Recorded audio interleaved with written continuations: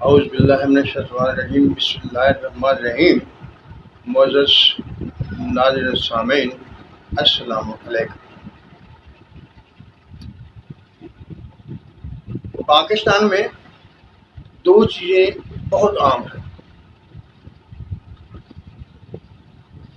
معدے کی خرابی اور اس کے ساتھ بواسیر کا مرض۔ دونوں بہت ضدی ہیں، بہت دیر تک چلتے ہیں۔ لوگ مختلف طریقوں سے انگریزی ادویہ بھی کھاتے رہتے ہیں، ہومیو بھی کھاتے رہتے ہیں، دیسی ادویہ استعمال کرتے رہتے ہیں، اور بعض تو آپریشن تک جاتے ہیں، لیکن یہ بواسیر جان نہیں چھوڑتی، اور اسی طرح معدے کا مسئلہ جو ہے وہ بھی چلتا رہتا ہے اور دیر تک لوگ پریشان رہتے ہیں۔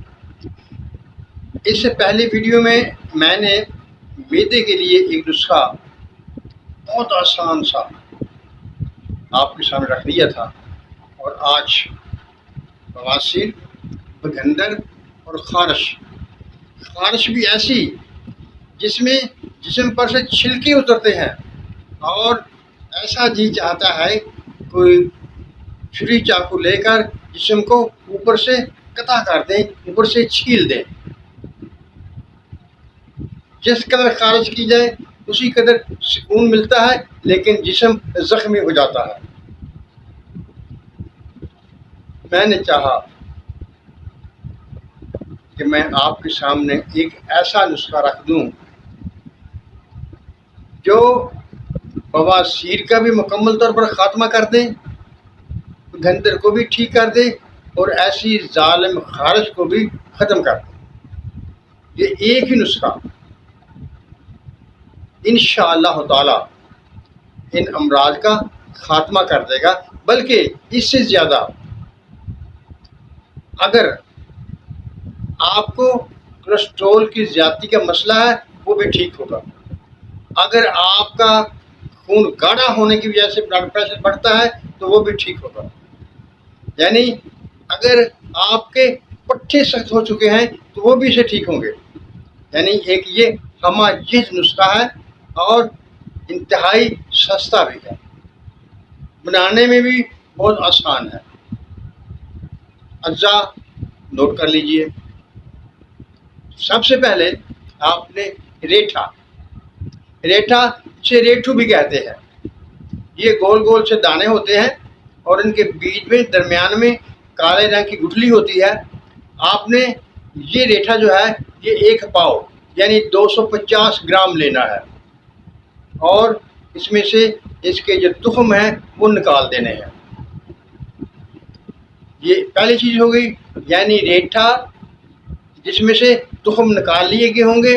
آپ اگر اسے 250 گرام لیں گے اور وہ تخم نکالنے کے بعد وہ 125 گرام کے قریب باقی بچے گا۔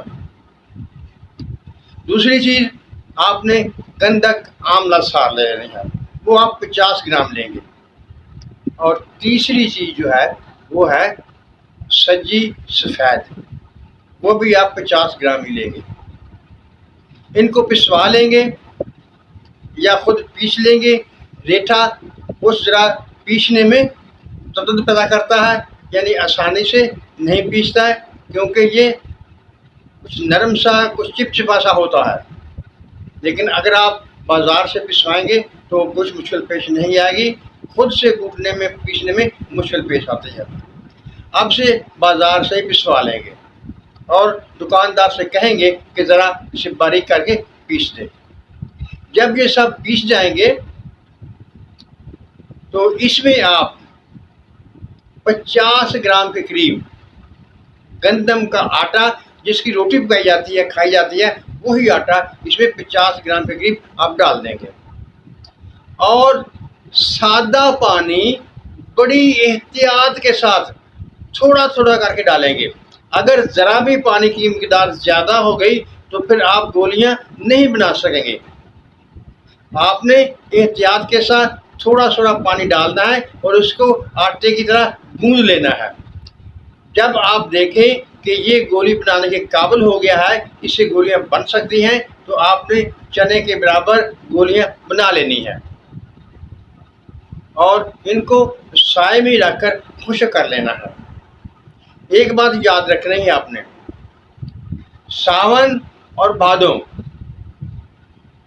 یہ 2 ماہ جو ہیں، اس میں یہ گولیاں خشک نہیں ہوتی، یعنی یہ نرم ہو جاتی ہیں اور آپس میں مل بھی جاتی ہیں، آپس میں مل کر یہ ایک گلولا سا بنا لیتی ہیں۔ اس سے پریشان نہیں ہونا آپ نے۔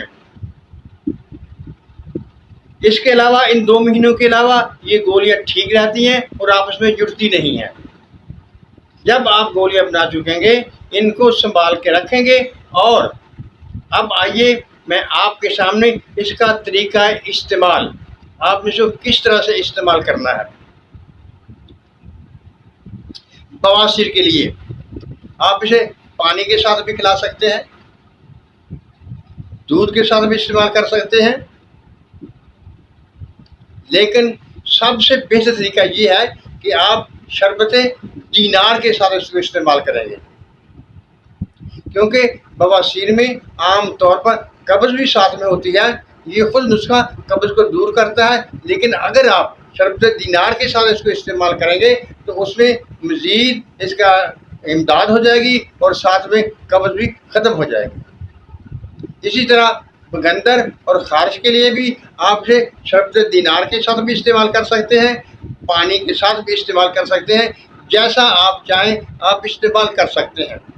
اب رہی یہ بات، آپ اسے دن میں کتنی بار استعمال کریں گے، تو آپ صبح دوپہر شام اس کو 3 دفعہ استعمال کریں گے، لیکن یہ یاد رکھنے والی بات ہے، آپ صرف 3 دن کے استعمال سے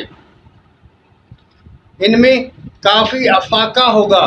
بواسیر تو ایسے معلوم ہوگا جیسے کہ باقی رہی نہیں، بالکل ختم ہو گئی ہے، اور بگندر میں بھی اضافہ ہوگا اور خارش میں بھی فائدہ ہوگا، بگندر میں بھی فائدہ ہوگا اور خارش میں بھی فائدہ ہوگا۔ 3 دن میں فائدہ محسوس ہونے لگا، لیکن اس سے آپ نے دھوکہ نہیں کھانا۔ آپ نے بواسیر کے لیے اسے 3 ہفتے لازمی طور پر استعمال کرنا ہے، اور بگندر کیونکہ زیادہ عرصہ ہوتی ہے، اسے زیادہ ٹائم لگتا ہے، اس کے لیے آپ دیکھ لیں گے جس قدر آپ کو ضرورت ہوگی اس وقت تک آپ اسے استعمال کر لیں گے۔ اور خارش کے لیے بھی یہی ہے، اس میں بھی ذرا زیادہ دیر تک استعمال ہوگا اور آہستہ آہستہ خارش بھی بالکل مکمل ہو جائے گی۔ خارش کے لیے اگر آپ چاہیں تو کوئی بھی ایملشن اوپر استعمال کر سکتے ہیں، خارجی طور پر استعمال کر سکتے ہیں، لیکن اگر نہیں بھی کریں گے، عام جو سرسوں کا تیل ہوتا ہے وہ لگا لیں گے تو اس سے بھی فائدہ ہوگا۔ یعنی بواسیر، بگندر اور خارش کے لیے یہ ایک انتہائی بہترین اور سستا نسخہ ہے، اور بنانے میں بھی بہت آسان ہے۔ میں امید کرتا ہوں کہ آپ اس نسخے پر اعتبار کریں گے۔ میرے تجربے کا نسخہ ہے، میں اسے خود استعمال کرتا ہوں۔ جیسا کہ میں نے کہہ رکھا ہے کہ میں صرف وہی نسخے آپ کے سامنے رکھوں گا جو میرے استعمال میں ہیں۔ اگر آپ اس اعتبار کرتے ہوئے اس کو بنائیں گے تو انشاءاللہ تعالی فائدے میں رہیں گے۔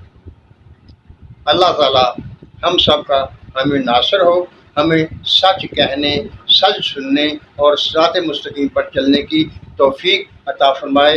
آمین۔ اللہ حافظ۔